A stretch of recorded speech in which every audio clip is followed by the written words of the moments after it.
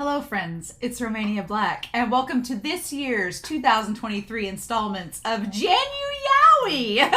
So, my name's Romania Black, and last year I started a trend where in the month of January, every weekend, I would watch a BL series or review a mangaka for BL. And why, you may ask? Because I am from the United States in the Midwest, and in January it is the worst month of the year. It's cold, there's nothing to do, there are no holidays, you're stuck inside half the time, and it's not even Valentine's yet, so you can't really celebrate any good time in January. So I decided, you know what? I'm going to spend my time, if I'm stuck indoors, snowed in, I'm going to enjoy it with a bunch of guys that are just trying to get some romantic love going on. And that's what started it. And so I had so much fun last year looking at the 3 series that I did and reviewing the mangaka Azuraya and Maru that I decided I want to do it again this year and start the tradition of Januyaoi. So this year, I actually have 4 series that I'm going to be looking at that have been recommended by you fellow patrons and fellow YouTubers that I should watch that are BL series that I need to get under my belt. Now, the criteria for Januyaoi was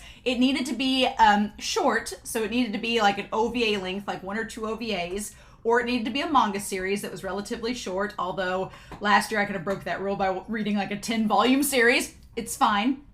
And it needed to be something that was related to BL. Now, last year's were all Japanese yaoi fitting the Januyaoi theme, but this year we are going to shake it up. There's going to be a manhwa in the mix, which I'm really excited about, but we are actually going to start with a little bit of an old school BL yaoi anime that I've been recommended, and that is Ikoku Irokoi Ramantan, or A Foreign Love Affair. Now, I'm going to go ahead and tell you, I was instantly attracted to this BL series for Januyaoi for 2 reasons. 1, it's only 2 OVAs. And 2, it is only 1 volume of manga. And I was like, yes, please. Can do. Now, I'm going to go ahead and tell you, I've not read this yet. My thing was I wanted to read I wanted to watch the OVA first and then read the manga, but I will tell you, this was not easy to find. We'll talk about it when we get to the manga afterwards, but this was not an easy manga to track down, and it was not cheap, but worth it for Januyaoi. So I'm pretty excited, y'all. I've decided for this month of January, I'm going to be wearing red, the color of love in the Western tradition, and also the precursor to Valentine's Day, which Januyaoi is going to be far better than Valentine's Day. I can tell you that. So I'm really excited, but A Foreign Love Affair, it is 2 OVAs. They're 26 minutes long. As per usual with my channel, I have no clue what I'm getting into. I know that it's a BL, so it's probably about 2 guys that want to do it.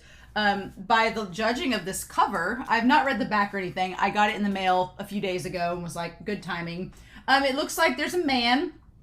He's got a long ribbon here. I don't know if that's his hair, if it's a ribbon. This man is very scantily clad. He's just got like a loincloth and this beautiful kimono with the maple leaves on it. And he looks like he's a flight attendant or a sailor captain.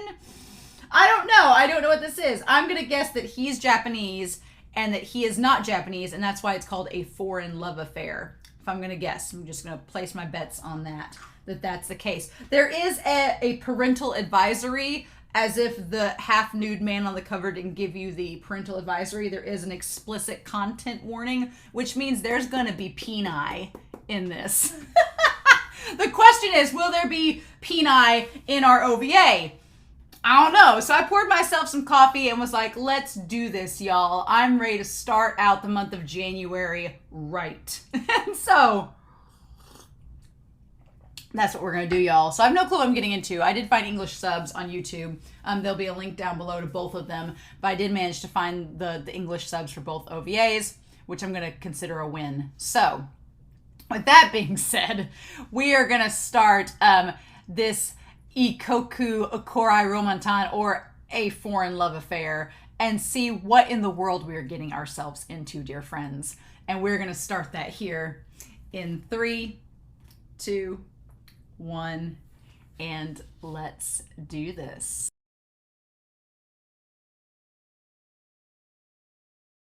Before I get started with all this, let me say that I did go online to find this manga because this volume, I knew there was a volume that went along with this OVA series. This was not easy to find. I found a retailer, but they don't commercially sell it anymore. Fun times. They don't commercially sell it anymore. So I found this online. It was a used copy and it was like $30, which you think isn't that bad. The retail price on the back is $15.95, which, so I guess $30 with inflation, because this came out in, I'm going to guess, probably around 2008. It says, oh, this edition was published in 2003. 2003 was when this was published. So this is almost 20 years old, y'all.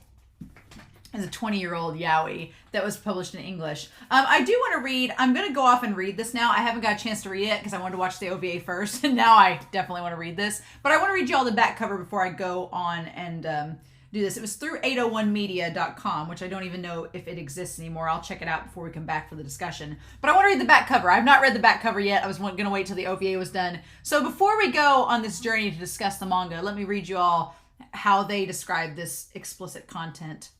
Ah, there's nothing so relaxing as a luxury cruise to the islands of Sicily. Fair weather, Italian hospitality, and the beauty of the Mediterranean Sea combine to make a dreamy vacation for any foreigner lucky enough to book a cabin. But peace and tranquility are shattered when Ranmaru Omi is on board. Celebrating his marriage to the daughter of a rival Yakuza clan, the hot-tempered underboss soon attracts the passengers' attention as much as starting fistfights as he does for wearing a kimono wherever he goes. Enter Alberto Valentino, a handsome Italian stud with a taste for all things Japanese and a few secrets. Instantly smitten by the passionate Ranmaru, Al uses all his European charm to conquer the object of his desire. Just how is the gangster supposed to respond to these advances? Does their meeting foretell yet one more annoyance on Ranmaru's honeymoon, or will it develop into a lustful affair that changes both men forever? Now, the original manga by Ayano Yamane that inspired the hit OVA is finally available in English. So, that was a nice teaser, a nice preview. So, I am going to go look up a few things with this website, a couple things to make sure it's Junichi Suwabe playing our dear Al, and read this manga, and then we're going to come back and talk about this. Well, so this was an experience. That OVA was wonderful. It's like, yes, it was everything I wanted from an early 90s BL OVA. It had cheese, it had romance, it had dashing men going to the rescue of other dashing men, and it had just enough hilarious, unintentional charm and smarm to just warm the cockles of your heart. So I went back and read this. This was fun. It's a lot more than the OVA, which I'm kind of amazed by. So I want to tell you all a few things before we get started in this. Unfortunately, first of all, 801media.com does not exist anymore. Sad days. I tried to find the website. It does not exist. It is no longer active, which is sad because I'm assuming that's why you can't buy this off of their website. You've got to find it through like a third retailer, which makes sense. Also, this has a nice like cover, like an extra like cover that comes off of it. We get some profile information about our author. Our mangaka is Ayano Yamane, who was born on December 18th, which is only a few days after I'm recording this. And so she's a Sagittarius, blood type A from Osaka. She started keeping a Maine Coon cat, and it gets in the way of her manuscripts. But yeah, so when I opened this up, I was like, who the hell are these people? Who's this guy with the glasses and this other blonde guy? These are not Ranmaru and Al. We'll get to that. We'll find out who it is about them. But I want to make note, if you do manage to get a copy of this BL series, it is very high quality. It was $16 for a reason. The pages are very thick. It's not like traditional manga where the pages are really thin and like almost see-through. No, this is like cardstock paper. It's like we are getting in some serious, nice, fine quality printing. So yeah, 801 Media, they did not mess around. They were going to give you some high quality BL that you needed in your lifetime. So yeah, Ayano Yamane, this story, oh my gosh. So I want to give a little bit of some background on the OVA before we start talking about the actual manga. Yes, Junichi Suwabe is the voice of Al. I was like, when I heard that voice, I was like, oh my gosh, yes. So he is, which is really cool. But the voice cast for this series is actually pretty damn good. The person that plays Ranmaru is Kentaro Ito, who plays Byakuya from Bleach. Plays Byakuya on Bleach, but also plays Mitsui from Slam Dunk. I was like, are you freaking kidding me? I was like, he was Ranmaru. So, and isn't Junichi, doesn't he play Grimmjow? Is that true? So if you could imagine Grimmjow and Byakuya getting it on. Sure. But also, I thought it was really cool. The person who played Goda was, let me get this right. The person who played Kentaro Ito does the voice of Mitsui as well as the voice of Renji from Bleach. So Renji. But Goda, who is the quite straight man that likes Kaoru, he is voiced by Byakuya as well as Mitsui, I believe, from Slam Dunk. So let me get that right. Yeah, Slam Dunk, Mitsui, and then Byakuya. Goda voices him. The Goda is the guy that was in the white suit. And then the one playing Ranmaru was the one that plays Renji from Bleach. So those are two different voice actors. But this is kind of sad. The one that plays Kaoru, there were two different voice actresses that played Kaoru, the girl in the series. In the very first OVA, she was played by Tomoko Kawakami, who is the voice of Utina from Revolutionary Girl Utina. She also voices Soifon from Bleach. And she also voices a number of different roles. She's in Sergeant Frog, a lot of different others. But she sadly was only in the first OVA because she was diagnosed with ovarian cancer in 2008. And so she had to have a lot of surgeries and unfortunately passed away in 2011. And so she could only play Kaoru right before surgeries for the first OVA, which is really sad and tragic. And she was replaced by Yuki Kaida, who has not been in a lot of voice roles. I tried to find her, although the one voice role that stood out was that she was in the 1999 version of Hunter x Hunter, and she was Kurapika in that version, but not the 2011 version, which I find interesting. So yeah, crazy talk. It's very interesting. She just did Hunter x Hunter as a voice and did a couple other ones. Like she was in Dot Hack Legend and Hetalia.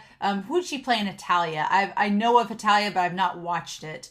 In Hetalia, she was a character. I'm trying to think of which voice that she played. She's been in a whole bunch of things. She was China and the narrator. So she's been in a lot of things. Most of them are series that I have not seen myself, but she's been in quite a lot. So yeah, a pretty star-studded voice cast for a BL OVA from the aughts. I was really surprised because normally like you get BL to have like maybe like a standout character, but this had an all-star cast. Like these were all really good voice actors, especially Junichi. Hearing Junichi being old Al Valentino, I was like, absolutely. But what amazes me is that out of this volume of the BL series, the very first OVA is this.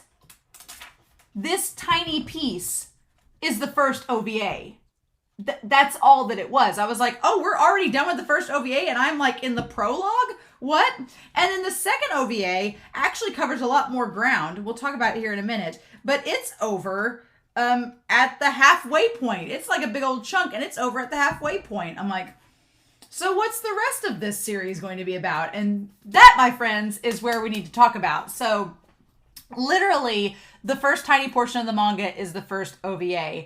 And just my notes from going through this. So this does have a couple BL tropes in it that I know a lot of readers are like, but honestly, it wasn't that bad. So in the manga, Al does admit that he, what's funny is Al is the captain of a ship, which kind of gets hinted at the end of the first OVA. In the manga, Al admits that he had sex with Ranmaru instead of captaining the ship. And Ranmaru's like, wow, I'm glad we didn't drown. It's like, it's really funny. But the good thing is that what I do appreciate about this is that, yeah, Al, they established in the moment when they go back to the hotel room in the first OVA that Al was more drunk than Ranmaru. Ranmaru's like, I've been drinking since I was 4. I'm not that tipsy. And Al is the one that's drunk. He makes a move on Ranmaru, but Ranmaru, who is not as drunk as Al, is fine with it. And later the next day in the manga, we find out in what basically is in the second part of the OVA, he kind of admits that he heard everything that Al says. He knows everything that was said and was like, yeah, I'm okay with it. And so it's like, all right, so Ranmaru might be into guys. We're fine with this. But he thinks that Al was just putting the moves on him because he's an Italian guy. And he kind of laments because Kaoru in the manga, she's like going on and on about how these Italian men were flirting with her. And Renmaru's like, oh, well, that's just what Italian guys do. They just flirt with people. They're not serious. And it's like, okay. He thinks that Al's just flirting with him and wasn't being serious. It was just a one-night stand, is what he's convinced of, right? And so in the manga, they go to the winery, and I do love the little picture of Kaoru like getting the wine. It's really cute, just like in the OVA. But in this version, they do leave Ranmaru behind, but the two guys that end up kidnapping him later were trying to pick him up from the very beginning, and it's like, oh no. And in this one, he trips and falls and like scrapes his knee and gets his knee all bloody. But just like the OVA, Al swoops in to save him, and it literally shows him like just swinging around and grabbing him, but he grabs him in such a way because he's trying to like get Ranmaru away from the strangers. So there's like a reason that he's doing what he's doing, right? As Huckleberry's like, quit talking about BL, play with me. So Ranmaru has some scrapes on his leg, so thus the disinfectant scene at the manor is better explained because Al is like treating not only his like foot wound, but his leg as well. And so also in this, Ranmaru's whole deal is, it's very much reminds me of Fake.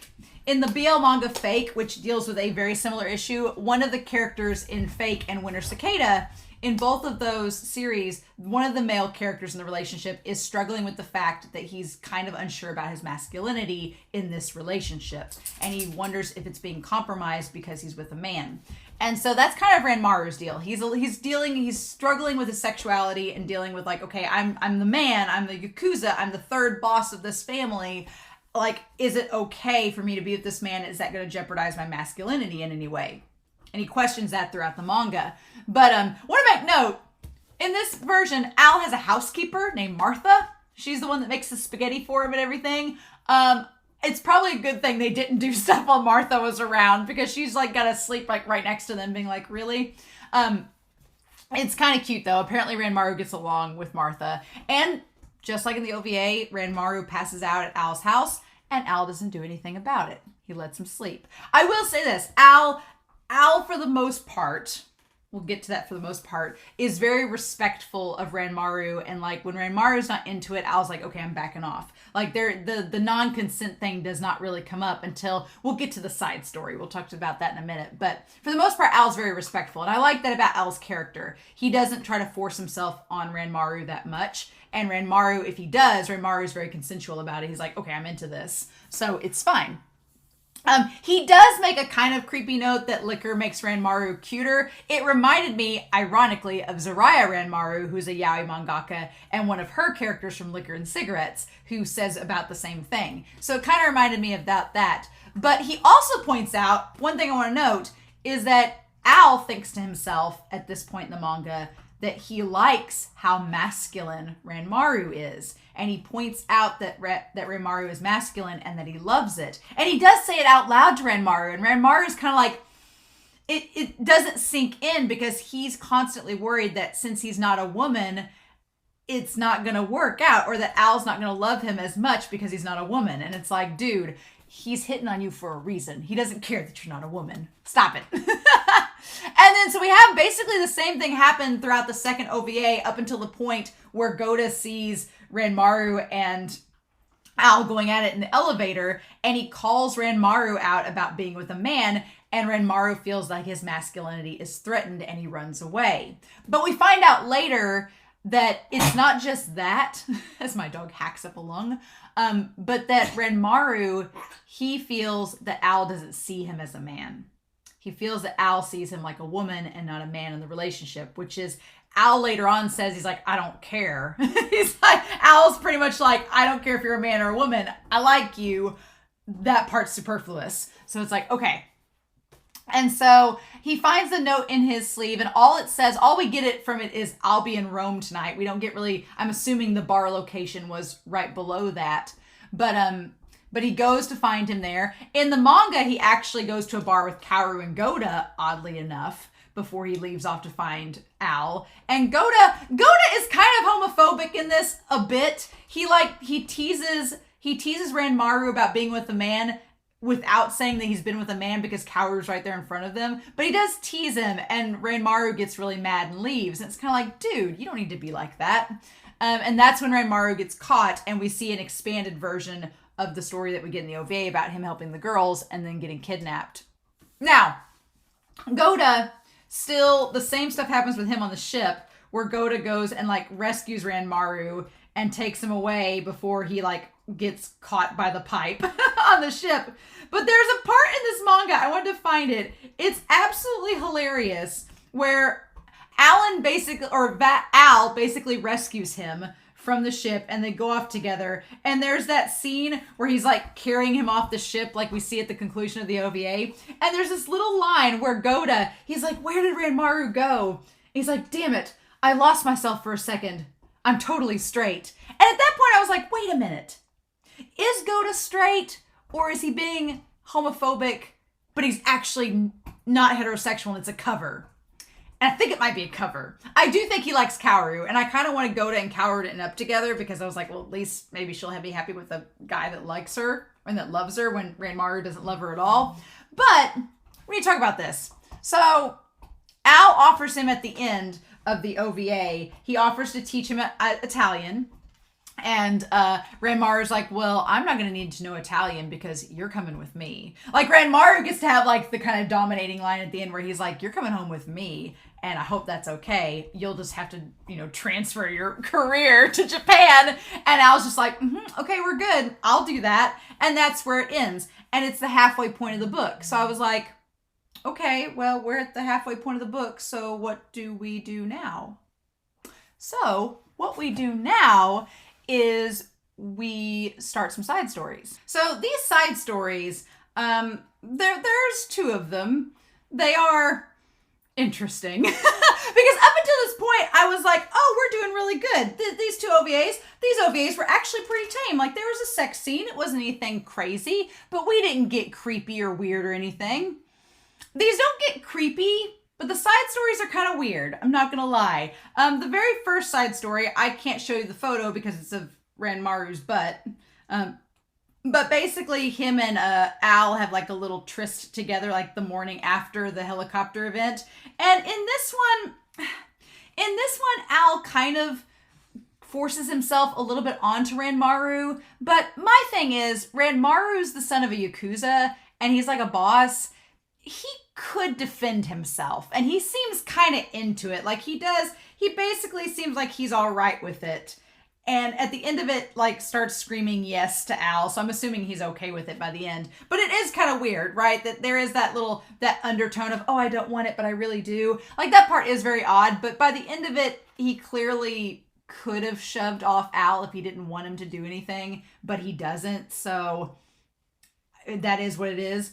But then we have the second side story, which has Ranmaru as a kid when he's 12 years old. This one's weird. This one's very weird because it shows him like he's being scolded because he got into a fight with Goda. Apparently Goda and Kaoru and him have all been childhood friends. Okay, that's how they all know each other. They've been childhood friends, and he gets scolded, and he gets sent to go deal with this guy that at first I thought was his dad, but it's actually the chef of the family, Genji. And Genji, he gets sent to him, and there's this big thing about how Genji the chef tells him that a man does not cry. Again, kind of showing us as the audience that this idea of masculinity has been kind of instilled into Ranmaru since he was a kid. So there's that. But here's the thing. So he's talking to Genji, and Genji's like giving him a bath and like trying to clean off all the wounds. And he's like, so what happened? Why'd you and Gendo get into a fight? And Ranmaru says, he's like, okay, I'll tell you if you promise not to tell anybody. But the thing is, Gendo told me that we should go peek on Kaoru in the bath. And it's like, okay, so these two boys were going to go peep on her in the bath. And he says, quote, I told him no, but Kaoru's got big boobs, so I kind of wanted to. And so it's like, And then Genji says, oh, I see. You're coming into that age where women interest you. And at that point, I was like, okay, Genji's like having the talk with him about girls. And he's at that age where they start noticing girls. Okay. But then here's where the conversation turns. Then Ranmaru says, but then Gondo grabbed my dick. At that point, I went,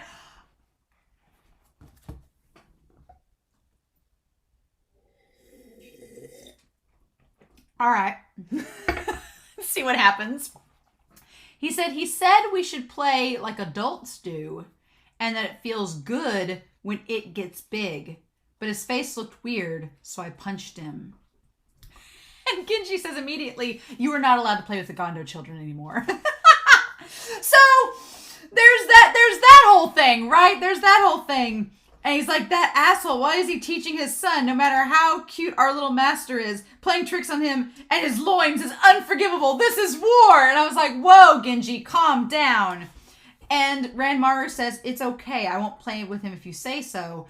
But what happens after it gets big? So basically saying, like, what happens with an erection? Just need to know.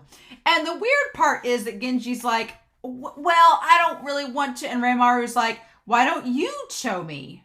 I was like, he's like, well, I'd rather you teach me than Gondo anyway. And he's like, well, I'm just the chef. And he's like, well, I thought you were a real man. Why can't you teach me?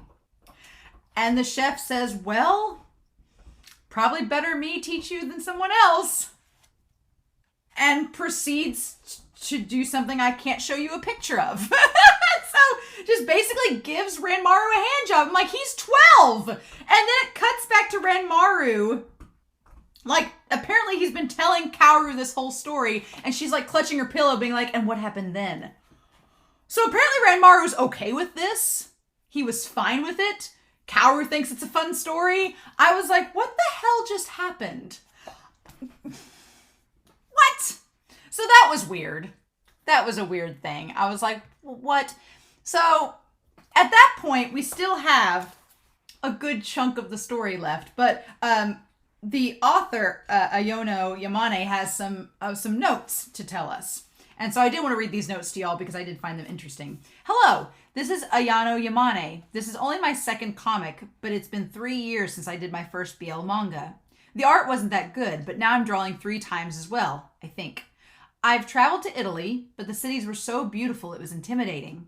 It made me want to live there. If I was able to really convey the scenery in this manga, I'll be very glad. The people, like the cities, are very passionate and deeply nostalgic. I get the feeling that Ranmaru, the protagonist's hair, kept getting longer. Maybe he's like a cursed doll. I was trying to be careful not to make him into a woman, but he kind of was.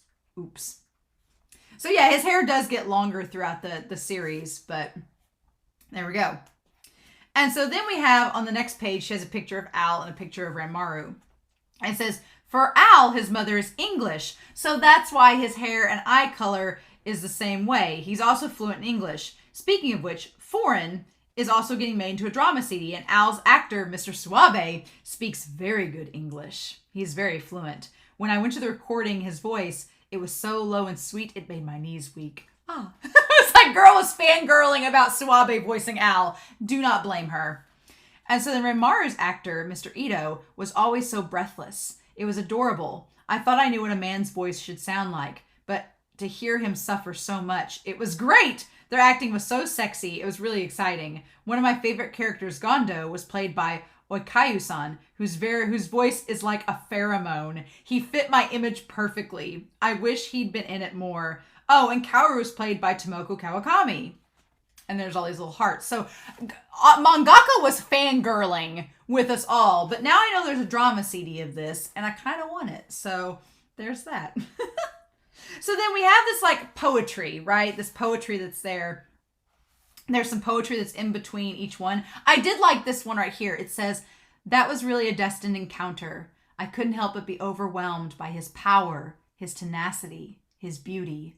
Love goes beyond all things, country, status, gender. I would give up anything for his love. That is how deeply I am absorbed in you. When we met, I had no idea it would come to this. All of this sprung from the mistake of one night. There is nothing to fear. Let us give our bodies over to this love.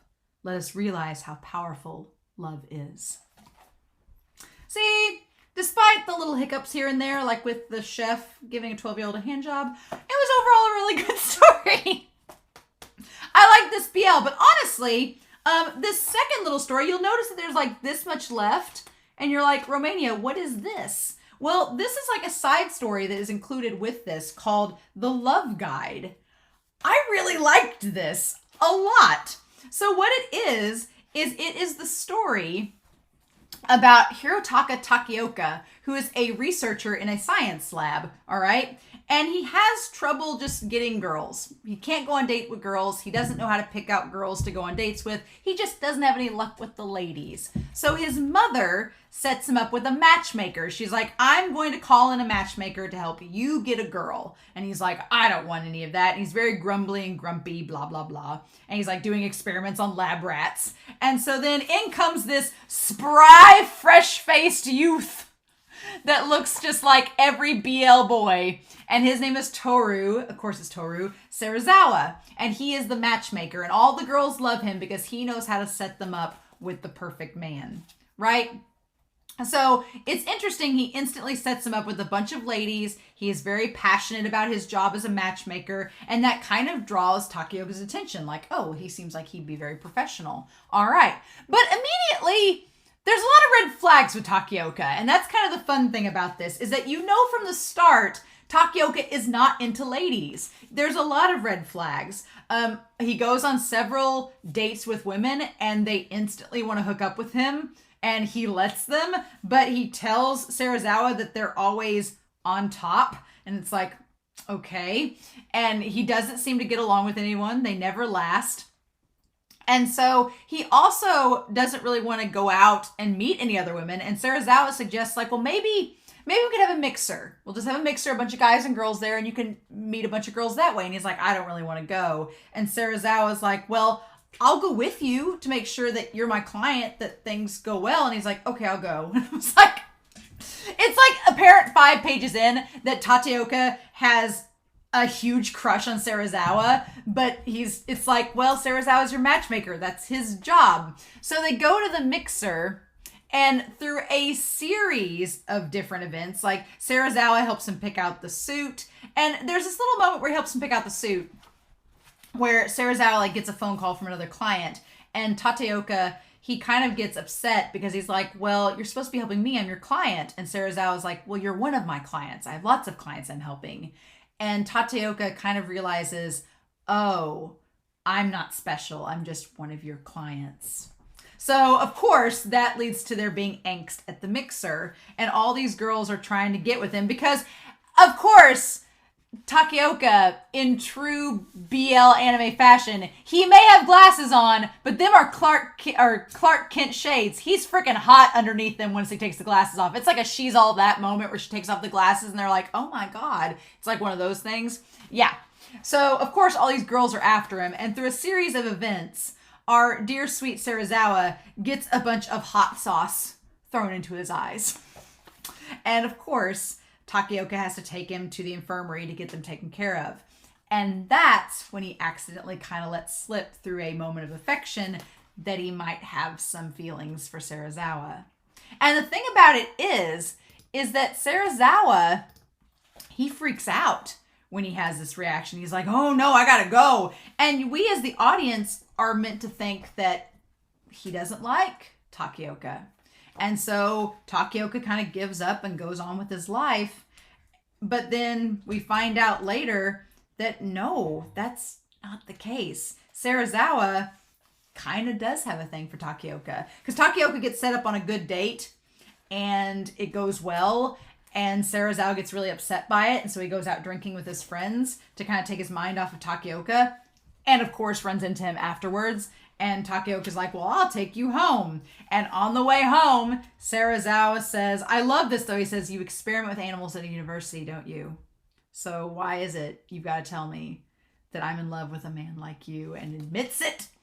And of course, Takioka, who's been in love with him this whole time, is like screeches the car to a stop and is like, oh, you love me? Well, I love you too. And then they confess, things happen, fill in the blanks. Y'all know what's going on. The only thing I'm kind of sad about is that based on the whole thing about the girls being on top, I thought for a second that Takioka would be the bottom, but he is not. So maybe they switch. Who knows? But of course, he's amazingly handsome without his glasses on. Like, you can't really see it in this one over here, but he's freaking gorgeous without his glasses, because of course he is. And so then there's a little side story, and I do like the little side story. It's much better than the side story with the foreign love affair. The side story in this one with the love guide is that Serizawa gets kind of upset because one of his clients wants to elope with her date, and he tries to talk him down, being like, no, you need to like get your family's blessing and all of this. And afterwards he kind of gets sad because he's like, well, he's like, at least they can elope. Me and Takioka never can. And it's like, ugh. And so we go back to seeing them together, and by this point, Takioka is already calling him like Toru-kun. They are on a first name basis already, right? But Serizawa kind of like laments. He's like, we'll never be able to be together, and what are we going to do about this? And what about our future and everything? And Takioka's just like, hey, I'm not worried about that. I'm with you. I don't need a lady. I like you. Let's just stay together, and we'll worry about all the other stuff later. And then they end up getting all mushy-gushy, and it's really, really cute. And so, yeah. So that was these two stories. I really, really enjoyed A Foreign Love Affair. It was cheesy and wonderful and everything I'd hoped for in a BL OVA. But honestly, the love guide, it was pretty good. I liked the love guide as a little side story too. I thought that was really, really cute. I liked it a lot. It was nice. And overall, I definitely, if you can go out and find the manga, I do highly recommend it. It was pricey. I had to pay like $30 for it, but that included shipping. Somebody in the US managed to have a copy of it that I could get, but it's really high quality, and I honestly liked the BL a lot. It was a nice little one volume. If you're looking for just a one volume short story, I think you could probably find this online. Maybe. I couldn't find it online. I was going to just get a digital copy and read it because I thought that would be cheaper, but I couldn't find a digital copy anywhere. So maybe if you are lucky, you will find a digital copy of this, but none of like the major outlets had it. So I'm wondering if this 801 Media like published it at one time and then it went out of print. So it might, sad days, be like a limited edition printing of it. I'm looking at it. Looks like the publisher themselves was 801 Media. So I'm pretty sure it was just like a printing press that went out of stock. So that's sad. Because yeah, it looks like they published some other BL series. Yeah, they're kind of like, I think of Seven Seas now. It kind of seems like a point of that. There's lots of different recommendations that they give, which is fun. But yeah, I'm going to have to look some of these up if we can find them. But yeah, this is published in 2003. So, but yeah, I really enjoyed that OVA. A nice start to our Januyaoi edition. And so next week, this one I feel is one that was a little bit more not as well known. I think of all the ones that I'm reviewing this month, this was the least well known. I could be wrong. You all will have to comment down below. But next week, we're going to go with something a little more scintillating that I've been recommended for quite a long time, and I'm really excited. I'm not going to spoil what it is, but it's one that's been recommended for quite a while, and I'm excited to get to it. So, with that being said, I'm very curious to know your comments down below. I hope you enjoyed this reaction and review. Like I said, if you get a chance, recommend the manga. But in the meantime, I hope you all have a wonderful week. Please stay safe, take care, and yeah, I'll be back very soon with week 2 of Januyaoi. Bye, guys.